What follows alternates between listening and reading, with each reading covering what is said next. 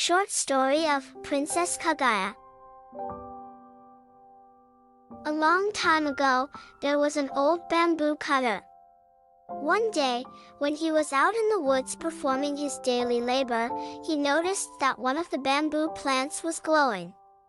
Stepping forward to take a closer look, he discovered a tiny girl inside the hollow stem. It seemed to the childless old man that she was meant to be his daughter, so he took her home to raise her together with his wife.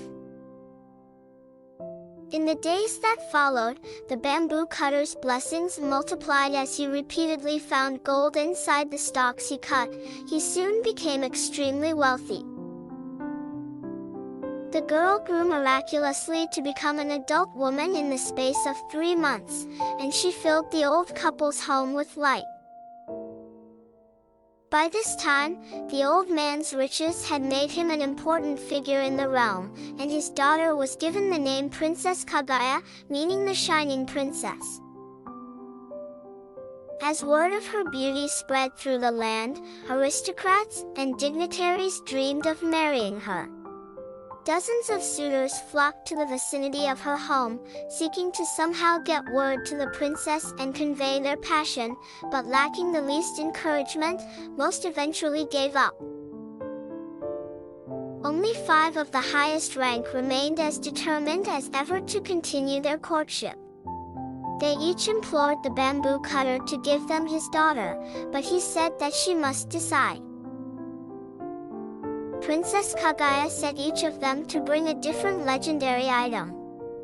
The first 2 were tasked to bring the Buddha's stone, begging bowl, and a jeweled branch from Mount Panlai, a distant peak on the island of the Immortals, but the forgeries they offered were soon exposed.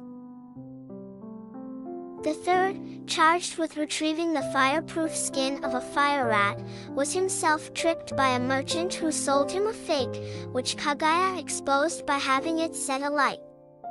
The fourth gave up his search for a dragon's jewel when he encountered a storm at sea, and the fifth tumbled and injured his back, while trying to snatch a shell charm from a swallow's nest.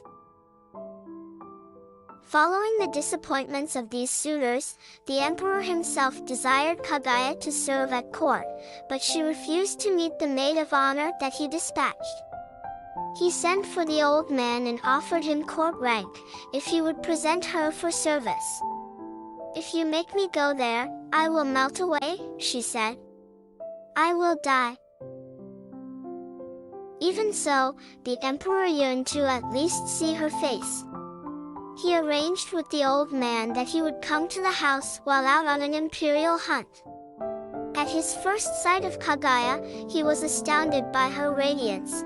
"You must come away with me," he insisted, calling for his palanquin. At that moment, though, she faded into a shadow, and he realized her extraordinary nature. When he gave up on his idea to take her to the palace, she returned to her original form. For 3 years, the emperor and Kaguya exchanged letters. He had lost all interest in other women. Then, in the spring, she began gazing at the moon each night and weeping softly. The months passed until one brightly lit night, she burst into floods of tears and turned to her parents. "I must tell you at last that I came to this world from the palace of the moon, and I will soon return." Kaguya said that on the night of the next full moon, its people would come down to take her away.